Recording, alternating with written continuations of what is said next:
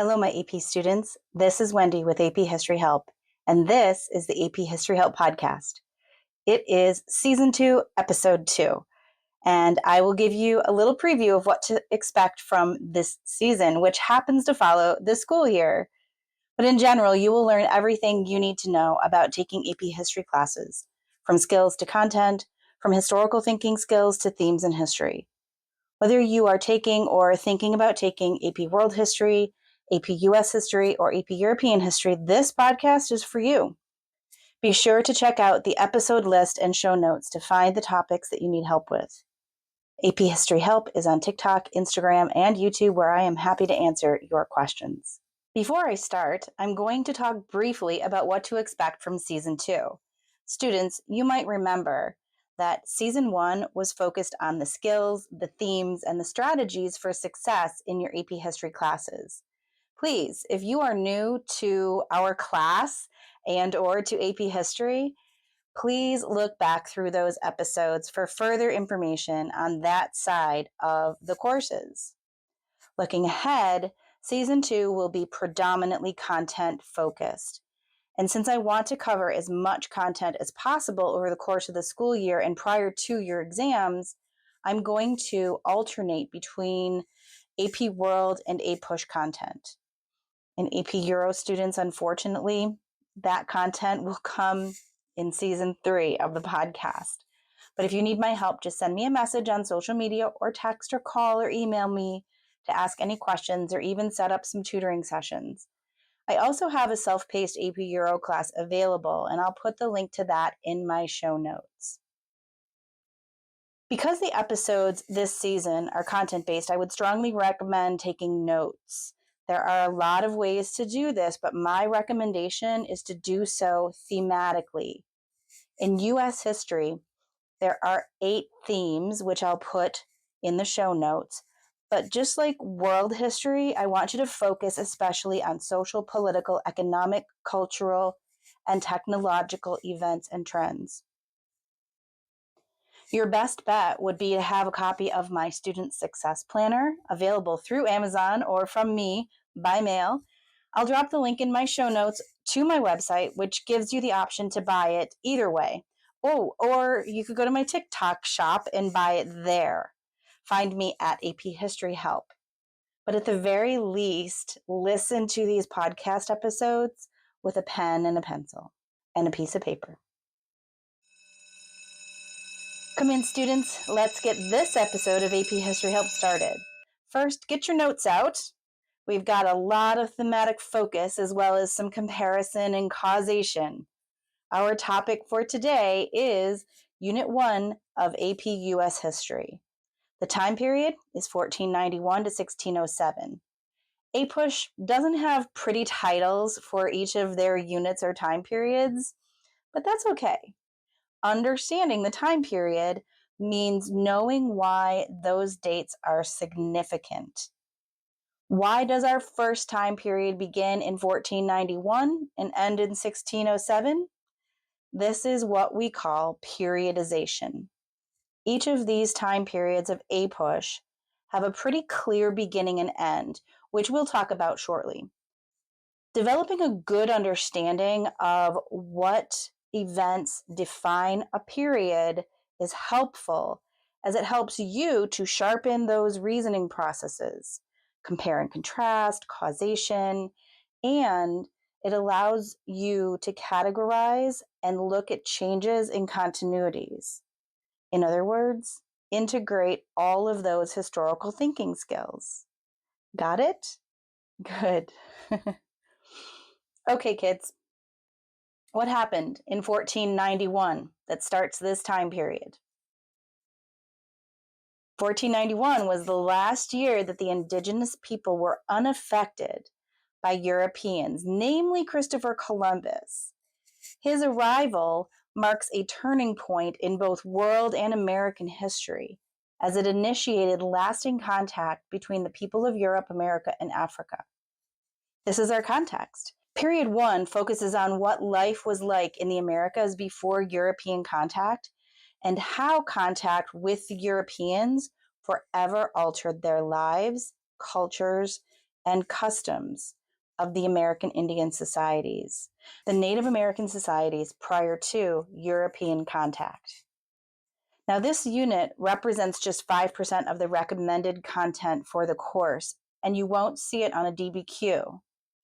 Our two big ideas are that first, we see Native populations migrate and settle across the expanse of North America over time.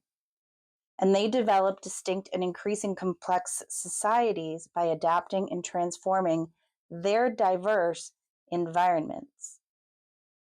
Second, contact among Europeans, Native Americans, and Africans resulted in the Columbian Exchange and significant cultural, social, and political changes on both sides of the Atlantic Ocean. Let's take a look at some details. Before European contact, American Indian tribes across both North and South America had complex societies with distinctive social structures, political organizations, and religious beliefs. Along the American Northwest, American Indians had a combination of permanent settlements and hunter-gatherer lifestyles. In the Great Plains, tribes followed the herds of buffalo and lived a nomadic lifestyle. In the American Southwest and modern-day Mexico, the American Indians cultivated maize or corn. Maize was a staple crop that allowed tribes to develop a more sedentary or settled lifestyle.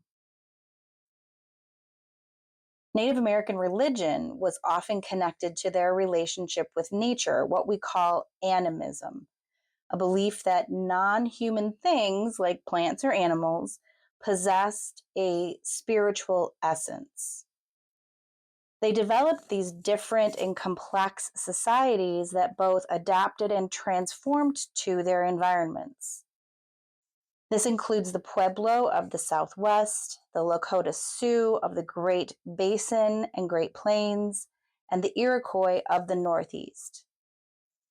The Pueblo lived in arid land and relied on irrigation to grow maize and other agricultural products. The Lakota Sioux lacked natural resources, and that led to the growth of a nomadic lifestyle and the importance of hunting buffalo or bison. And the Iroquois were a mix of agricultural and hunter-gatherer societies. They established permanent villages and formed the Iroquois Confederation. This was a democratic way of organizing their tribes and would later be an inspiration for the founding fathers in trying to establish a permanent form of government. Then along comes Columbus, who was funded by the King and Queen of Spain. Meanwhile, exploration was en vogue in Europe. The Portuguese opened up trade routes to Africa and India and would make claims, along with the Spanish, to territories in the Americas. The Pope stepped in to settle this conflict between the two Catholic monarchies, and Spain definitely got more in the Western Hemisphere, essentially leaving Portugal with just modern-day Brazil. Meanwhile, the British explored modern-day Newfoundland in 1497, waiting many more decades, almost a century, before challenging Spanish claims. And France first showed interest in exploration in 1524. Both the English and the French were slow to develop colonies along the Atlantic, but that would change looking ahead to the 1600s. What was the motivation, or to use historical reasoning terminology, causation, for all of this exploration, treaties, and claims to land? We call it the 3 Gs: God, gold, and glory. Spread the word of God, namely Christianity. Get rich from all the resources, whether it be gold or other things, and bring glory to your name. Not everyone appreciated this, or, well, most indigenous people were subjugated, enslaved, or even killed, whether it was directly or indirectly through disease. One example of fighting back came from the Pueblo in 1680. I know technically that is Unit 2, but it fits into context here. The Spanish attempts to change the Native Americans' belief led to resistance and conflict. In what became known as the Pope's Rebellion, the Pueblo killed hundreds of Spanish colonists and destroyed Catholic churches in the area. Tune into episode 4 to see what happens next. The Columbian Exchange is very important. Enter more causation, what caused it, and what were the effects.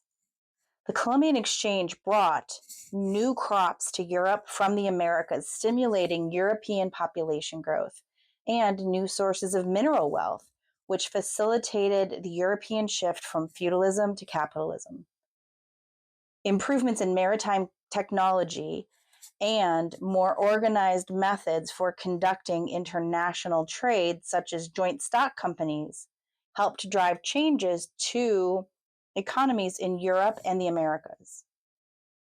Spanish exploration and conquest of the Americas were accompanied and furthered by widespread deadly epidemics that devastated native populations and by the introduction of crops and animals not found in the Americas.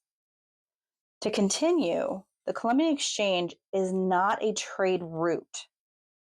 It is the exchange, the trade of products, people, diseases, technology, ideas between the Americas and Europe and Africa. Some examples include tomatoes and corn and potatoes from the Americas to Europe, which, by the way, was great for the European diet. These crops led to more food. More food led to longer life expectancy. Longer life expectancy led to population growth. Going in the other direction, horses, bananas, honeybees, cows, and lots of diseases like smallpox made their way from Europe to the Americas, and slaves were transported from Africa to the Americas. Who got the better deal there, do you think? In Unit 2 of APUSH, we really dive into comparing the different regions of colonies. But here in Unit 1, remember, it's before 1607, before those first settlements. Colonization is really about the motives for doing so. The Spanish, as sponsors of Columbus, they were first, but their claims were largely present-day Florida, Texas, Arizona, California, southward. Soon, Protestant England, which was starting to compete overseas for superiority, were ramping up to challenge Spain. Unlike the English and Spanish and French and Dutch, they would try to exploit the resources of this quote-unquote new world. As a result, these traders would form more complex relationships with indigenous people. Spain and Portugal formed colonies that used Native American and African slave labor in agriculture and mining. And France, the Dutch, and Spain would not only trade, but intermarry with the natives. Ultimately, it boils down to these European countries wanting to get rich through access to raw materials and acquiring as much gold and silver as they could get their hands on, a little idea we call mercantilism. The colony exists literally to enrich the mother country. In conclusion, contact among Europeans, Native Americans, and Africans resulted in the Columbian Exchange and significant social, cultural, and political changes on both sides of the Atlantic Ocean. European expansion into the Western Hemisphere generated intense social, religious, political, and economic competition and changes within the European societies. The Columbian Exchange and development of the Spanish Empire in the Western Hemisphere resulted in extensive demographic, economic, and social changes. In their interactions, Europeans and Native Americans asserted divergent worldviews regarding issues such as religion, gender roles, family, land use, and power. And that brings us to 1607. The end of the time period, and the establishment of the first permanent settlement in the British colonies, Jamestown, which is where we begin Unit 2. Reviewing the content you're learning, be sure to focus on the themes of the unit. The Native American traditions, as well as European religious beliefs, both point to culture. The establishment of colonies and claiming territory, that's political. The trading posts, and especially the Columbian Exchange, are both economic themes in this period. When you cover a lesson, or at the very least a unit, go through those themes and ask yourself, what was social, political, cultural, economic, technological? There are other themes for APUSH, but if you can focus on those 4 or 5, you'll be in great shape. Now, before class ends today, let me talk about how you might have to show what you know from Unit 1. This time period, as I said before, represents only 4 to 6% of the test. That would be like one set of multiple choice questions, but it's entirely possible that it could be one short answer question, or SAQ. And if that is the case, I would bet that it would be on the Columbian Exchange. Something like this. A, explain one impact of the Columbian Exchange on the Americas. B, explain one impact of the Columbian Exchange on Europe. And C, explain one way Native people sought to defend their sovereignty against one of the changes brought about by European colonization. I want you to pause this video or this podcast and give it some thought as to how you might answer that question. Then come back here to talk about it. First, one impact of the Columbian Exchange on the Americas was the introduction of diseases like smallpox to the Native American people. This decimated their population, helping Europeans to conquer and colonize. Next, one impact of the Columbian Exchange on Europe was the introduction of new high-yield crops to Europe like corn, potatoes, and tomatoes. This led to increased food supplies and, as a result, a growing population. Last, one way Native people sought to defend their sovereignty against the changes brought about by European colonization was the Pueblo Revolt. This is when the Pueblo were upset over the Spanish attempts to change their beliefs and would lead to the death of hundreds of Spanish colonists, as the Pueblo revolted by destroying churches. Let me know if you have any questions about that SAQ. And yes, there is more than one right way to answer it. Next episode, which will be released in 2 weeks on September 9th, will be for Unit 2 of AP World History, Networks of Exchange. But just 2 weeks after that, on September 23rd, you will be ready for Unit 2, which moves on to the next time period, 1607 to 1754. In the meantime, review and practice the content. If you haven't already done so, get that Student Success Planner from my website, from Amazon, or from the TikTok shop. Head over to my website, aphistoryhelp.com, where you'll see a bunch of ways to contact me. And feel free to do so with any questions you might have. I am here to help you. And that will do it for this episode of the AP History Help podcast. Don't forget to come back to Wendy for AP History Help. And this episode of the AP History Help podcast is now history.